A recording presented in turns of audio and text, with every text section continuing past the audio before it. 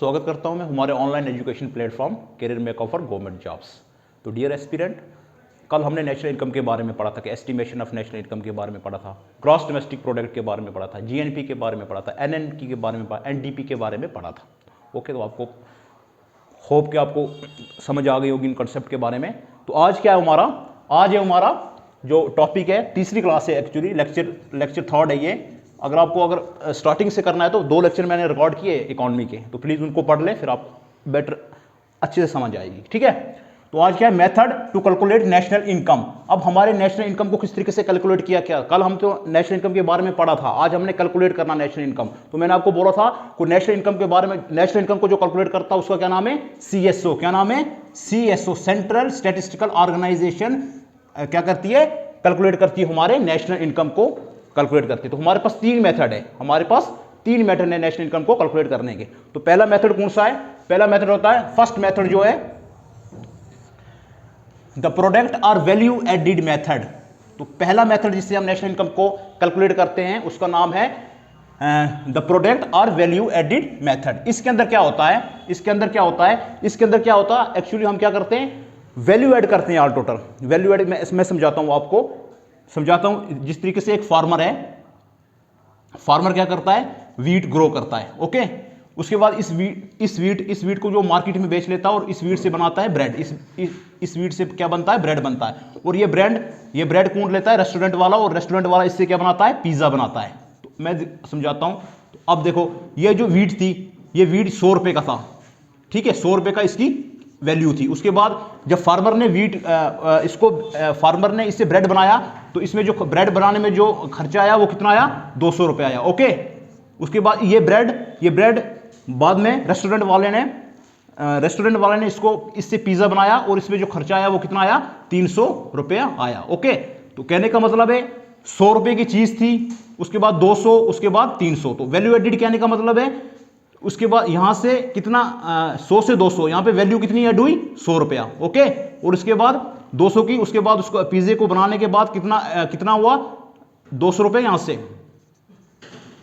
तो 300 रुपया। कहने का मतलब है जो ब्रेड हमारे पास बना वो कितने का बना, 300 रुपए का बना। कहने का मतलब है इस मेथड के अंदर हम क्या करते हैं, under this the aggregate value of goods and service produced is calculated by the adding net contribute और value addition made by the all the form in the country के अंदर। इस द प्रोडक्ट और वैल्यू एडिड मेथड के अंदर क्या किया जाता है, हम क्या करते हैं, वैल्यू लेते हैं फाइनल गुड्स की। वैल्यू क्या लेते हैं, फाइनल गुड की। जिस तरीके से मैंने आपको कल बताया था फाइनल गुड्स क्या होता है, फाइनल, जिस तरीके से ये पेन है, ये एक फाइनल गुड्स है। ठीक है, इसके ऊपर फाइनल गुड है। ओके, तो इसको क्या बोलते हैं, इसको बोलते हैं वैल्यू एडिड मेथड। क्या बोलते हैं इसको, वैल्यू एडिड मेथड। खाली इस मेथड के अंदर खाली हम वैल्यू ऐड करते हैं। ओके, वैल्यू ऐड करते हैं। कहने का मतलब है अगर ये पेन अगर 10 रुपए का है, 10 रुपए का, उसके बाद इसको मैं मार्केट में कितने, 15 रुपए में बेचूंगा, कितने में, 15 रुपीज में बेचूंगा। तो इधर से 10 से लेकर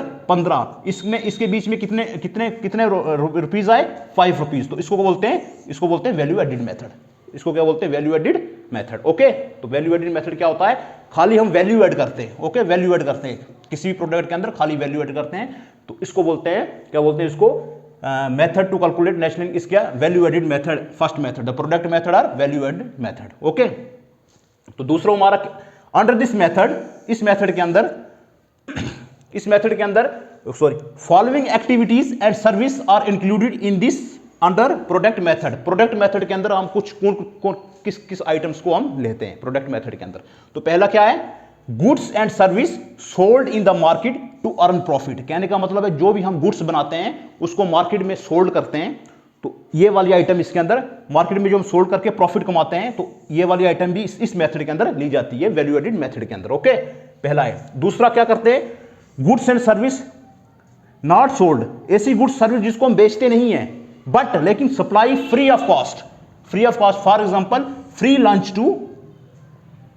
लंच टू स्कूल चिल्ड्रन। कहने का मतलब है दूसरी आइटम कौन सी आती है, ऐसी गुड्स एंड सर्विस जिसको हम बेचते नहीं है लेकिन उसको फ्री में किसी को देते हैं। जिस तरीके से हम फ्री लंच देते हैं स्कूल बच्चों को, तो ये वाली आइटम भी इसके अंदर वैल्यू एडिड मेथड के अंदर आती है। ओके, तीसरा क्या है, on account production of fixed asset कहने का मतलब है इसमें, कहने का मतलब है मेरे पास एक मोबाइल की शॉप है, और मोबाइल की शॉप में वो मोबाइल में बना रहा हूँ, उस मोबाइल को मैं अपने लिए इस्तेमाल कर रहा हूँ, ताकि मेरा एसेट, ताकि उससे मैं कुछ भी काम कर रहा हूँ तो उसको क्या बोलते हैं, उसको बोलते हैं फिक्स्ड एसेट।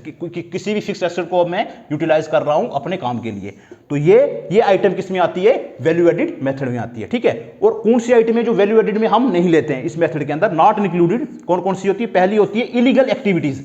जो भी इलीगल एक्टिविटीज हो रही है, इलीगल एक्टिविटीज से हम जो भी पैसा कमा रहे हैं, इसको हम वैल्यू एडिड मेथड में इस्तेमाल नहीं करते हैं जीडीपी को मेजर करने के लिए, ठीक है। तो इलीगल मेथड को हम इस्तेमाल नहीं करते हैं। दूसरा क्या है, इंटरमीडिएट गुड्स। तो मैंने आपको पहले बोला कि वैल्यू एडिड मेथड के अंदर खाली वैल्यू एडिड जो हमारे पास फाइनल प्रोडक्ट बन के आएगा ना, उसको हम कैलकुलेट करते हैं। तो इंटरमीडिएट गुड्स को इसमें नहीं लेते। इंटरमीडिएट गुड्स मैंने आपको बोला पेन बनाने के अंदर जो पेन मेरे पास बन रहा है, इस पेन के अंदर इसको देखो इंक की जरूरत पड़ेगी, उसके बाद इसके बाहर की बॉडी की जरूरत पड़ेगी, इसको बोलते हैं इंटरमीडिएट गुड। तो वैल्यू एडिड मेथड के अंदर इंटरमीडिएट गुड्स का इस्तेमाल हम नहीं करते हैं, ओके। उसके बाद तीसरा है ट्रांसफर पेमेंट। ट्रांसफर पेमेंट क्या होता है, वन साइड पेमेंट। जिस तरीके से क्या होता है, कोई मुझे गिफ्ट देता है या मैं किसी को गिफ्ट देता हूं, ठीक है, तो वन साइड पेमेंट, ठीक है। किसी ने मुझे गिफ्ट दी, ठीक है, और मैंने उसके बदले में किसी को गिफ्ट कुछ नहीं दी, उसको बोलते हैं ट्रांसफर पेमेंट। ट्रांसफर पेमेंट कहने का मतलब है ए वन साइड पेमेंट। कोई आपको कुछ दे रहा है, आप उसके बदले में उसको कुछ नहीं दे रहे, उसको बोलते हैं ट्रांसफर पेमेंट। ये हमारा था द प्रोडक्ट मेथड और वैल्यू एडिड मेथड, जिसमें हम क्या करते हैं, अपने जीडीपी को कैलकुलेट करते हैं, कौन सी आइटम इसके अंदर आती है और कौन सी आइटम इसके अंदर नहीं आती है। तो इंपॉर्टेंट है प्लीज, ठीक है। दूसरा मेथड है हमारे पास इनकम और डिस्ट्रीब्यूशन मेथड। दूसरा मेथड जिसे हमारा नेशनल इनकम को या जीडीपी को हम कैलकुलेट करते हैं, उस मेथड का क्या नाम है, इनकम एंड डिस्ट्रीब्यूशन मेथड। तो सिंपली इसमें क्या होता है, जितनी भी इनकम्स हमारी कंट्रीज के अंदर जो लोग क्या करें, अर्न कर रहे हैं, जो भी इनकम हमारी कंट्री के अंदर आ रही है, उसको इनकम मेथड के अंदर डाला जाता है, और हम इस मेथड के थ्रू अपने जीडीपी को कैलकुलेट करते हैं। तो सिंपली क्या है, the sum total of all factor payment will be called income। Simple में क्या होता है, जितनी भी इनकम हमारी कंट्री के अंदर आ रही है, तो हम इसको इस्तेमाल करते हैं अपने नेशनल इनकम को मेजर करने में, तो उसको बोलते हैं इनकम मेथड, ठीक है। इनकम मेथड या डिस्ट्रीब्यूशन मेथड भी इसको बोला जाता है, ठीक है। अंडर दिस मेथड, इस मेथड के अंदर कौन कौन से आइटम को हम लेते हैं, ओके। तो पहला क्या है, compensation to employ. Compensation to employ कहने का मतलब है कोई लेबरर हो गया, कोई जॉब कर रहा है, उसकी सैलरी, किसी को वेजेस मिल रहे हैं, ठीक है, वो सब इस मेथड में हम लेते हैं। तो पहला क्या आता है, कंपनसेशन एम्प्लॉय, जो भी एम्प्लॉय हमारा वेजेस हो गया, सैलरी हो गया। उसके बाद ऑपरेटिंग सरप्लस। ऑपरेटिंग सरप्लस कहने का मतलब है कोई भी हमारे पास इंटरेस्ट आ रहा है, कोई भी प्रॉफिट आ रहा है, तो इसको भी हम इस मेथड के अंदर लेते हैं, ठीक है। तो तीसरा है mixed income self employed. Self employed कहने का मतलब है कोई डॉक्टर है तो डॉक्टर एक प्रोफेशनल है, उसके बाद कोई पैरामेडिकल है, कोई इंजीनियरिंग है, ठीक है। इनकी सैलरी भी हम किस में लेते हैं, इनको लेते हैं हम डिस्ट्रीब्यूशन मेथड के अंदर। तो शॉर्टली मैं आपको क्या बोलूंगा, डिस्ट्रीब्यूशन मेथड या इनकम मेथड वो मेथड होता है, उसमें हम क्या करते हैं, जितनी भी इनकम के सोर्स हमारी कंट्री के अंदर आ रहे हैं, जो भी इनकम है, उसको हम इनकम मेथड के अंदर लेते हैं टू कैलकुलेट द जीडीपी और to calculate the national income, okay. तो आइटम्स इंक्लूड, ठीक है, अच्छा ठीक है।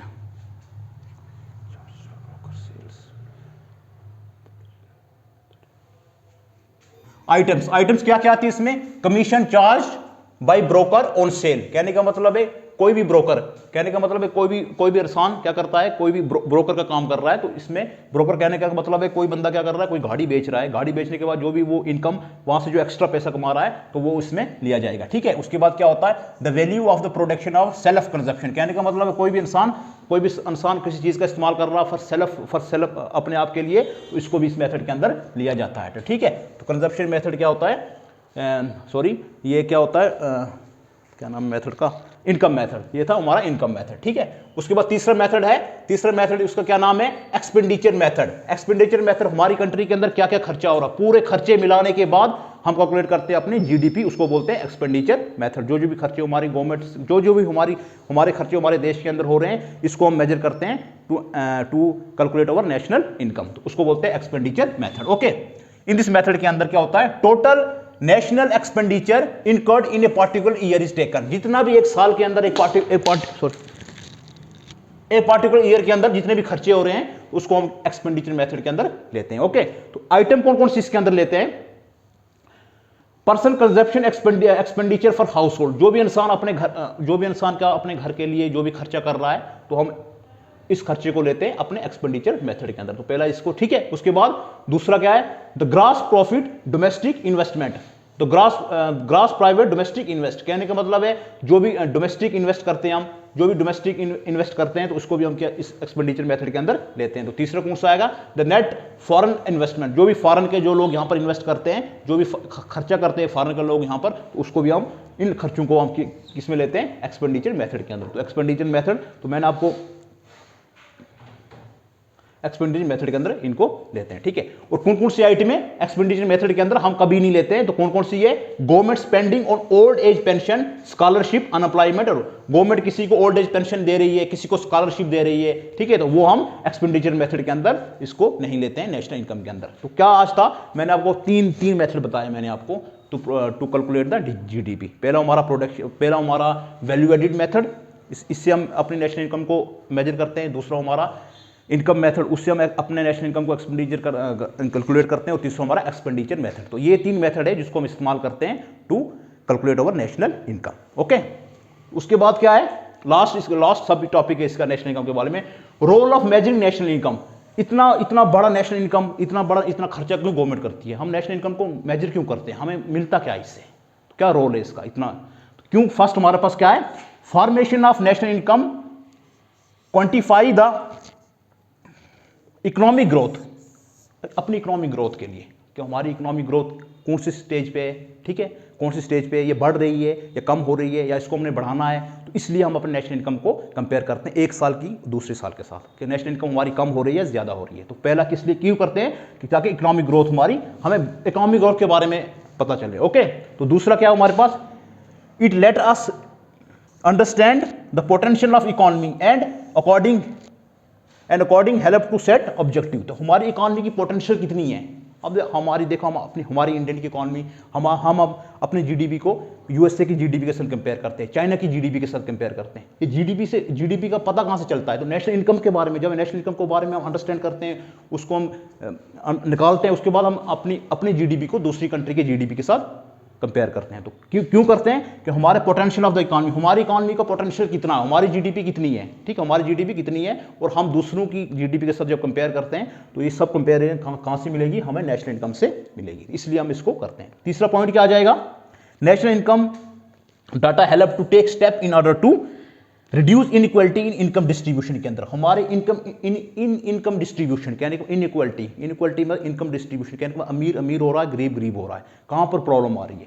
तो जहाँ पर ये इनइक्वालिटी डिस्ट्रीब्यूशन होती है तो गवर्नमेंट क्या करती है, जैसे किसी को स्कॉलरशिप दे देती है, ठीक है, किसी को ओल्ड एज पेंशन दे देती है। गवर्नमेंट चाहती है कि जो इनइक्वालिटी है उसको बराबर किया जाए, ठीक है, जो रिच है वो रिच जो है और पुअर के बीच में जो इनइक्वालिटी है, इसके बारे में भी हम क्या करते हैं, ये भी हमें नेशनल इनकम के बारे में पता चलता है, ठीक है। तो लास्ट हमारा है, it help to forecast tax revenue. तो कहने का मतलब नेशनल इनकम, देखो भाई, नेशनल इनकम जितनी गवर्नमेंट खर्चा करेगी, जितनी इंफ्रास्ट्रक्चर गवर्नमेंट बनाएगी, तो जितना उसको रेवेन्यू आएगा, तो रेवेन्यू आएगा तो हमारी जीडीपी इंक्रीज होगी, डेवलपमेंट, हमारा इंफ्रास्ट्रक्चर अच्छा होगा। तो नेशनल इनकम का एक और मकसद ये होता है कि हम अपने रेवेन्यू को देखते हैं और उसको बढ़ाने की कोशिश करते हैं। इसलिए गवर्नमेंट क्या करती है, ज़्यादा से ज़्यादा इसके ऊपर खर्च करती है, ठीक है। तो रोल क्या है, रोल ऑफ नेशनल इनकम, देखो भाई, नेशनल इनकम हम इतना गवर्नमेंट स्पेंड कर रही है, इतना गवर्नमेंट को खर्चा हो रहा है, इतनी गवर्नमेंट को प्रॉब्लम आ रही है नेशनल इनकम को मेजर करने के लिए। तो इसका रोल क्या है, क्यों करते हैं हम नेशनल इनकम को मेजर। तो दोबारा से मैं समझा लेता हूं। पहला पॉइंट क्या है, formulation of national income quantify the economic growth. Economic growth के बारे में हमें पता चलता है कि हमारी इकोनॉमी बढ़ रही है या घट रही है, ठीक है, इससे नेशनल इनकम से इसको पता चलेगा, ठीक है। दूसरा क्या है, it let us understand in the potential of हमारी इकोनॉमी की पोटेंशियल क्या है, हमारी इकोनॉमी कितना पैदा कर सकते हैं, कितना जीडीपी हमारी इकोनॉमी के अंदर है, कितना हम लोग, हमारा जीडीपी बढ़ रहा है कम हो रहा है, तो जीडीपी के बारे में भी हमें पता चलता है। ओके, ठीक है। उसके बाद क्या है, national income data help to take step in order to reduce inequality in income distribution के अंदर जो जो इनइक्वलिटी है इनकम डिस्ट्रीब्यूशन के अंदर, इससे पता चलता है, ठीक है। फिर गवर्नमेंट क्या करती है, गवर्नमेंट क्या करती है, स्कॉलरशिप देती है किसी को, उसके बाद हेल्प करती है, सब्सिडी देती है, ताकि जो इनइक्वलिटी हो रही है उसको बराबर किया जाए, जो गरीब लोग हैं वो भी साथ साथ चले। ओके, उसके बाद लास्ट पॉइंट है, it help to forecast tax revenue. तो टैक्स रेवेन्यू कहने का मतलब है, गवर्नमेंट का मकसद क्या होता है कि ज़्यादा से ज़्यादा टैक्स आए, ज़्यादा से ज़्यादा टैक्स आए। तो गवर्नमेंट क्या करती है, स्पेंड करती है ज़्यादा से ज़्यादा। गवर्नमेंट इंफ्रास्ट्रक्चर को डेवलप करती है, इंफ्रास्ट्रक्चर अच्छा होगा तो टैक्स अच्छा आएगा, टैक्स अच्छा होगा तो हमारा जीडीपी इंक्रीज होगा। तो इसके बारे में भी ये हमें बताती है। तो ये तो हमारा role of measuring national income. तो मैंने कल ये नेशनल इनकम का टॉपिक मैंने एक क्लास मैंने कल ली हुई है, जिसमें हमने कल क्या पढ़ा था, एस्टिमेट नेशनल इनकम के बारे में पढ़ा था, और आज हमने मेथड पढ़ा। तो नेशनल इनकम के बारे में इतना ही है टोटली। तो मुझे लगता है कि इनफ है, यहाँ से एमसीक्यू आने के बहुत चांसेस है। तो प्लीज़ आप अच्छे ढंग से पढ़ें। अगर कोई प्रॉब्लम अगर आती है आपको तो कमेंट में लिखें, तो हम उस प्रॉब्लम को दूर करेंगे। तो मुझे लगता है कि ये नेशनल इनकम का जो टॉपिक है वो इतना ही है, इससे बाहर कोई आएगा नहीं। अगर आपको लगता है कि कुछ ऐड करना है तो, या समझ नहीं आ रही है, या कोई मटेरियल कम है, तो आप प्लीज़ इनका कमेंट बॉक्स में मुझे बताएं, तो मैं इस प्रॉब्लम को दूर करूँगा। Thank you.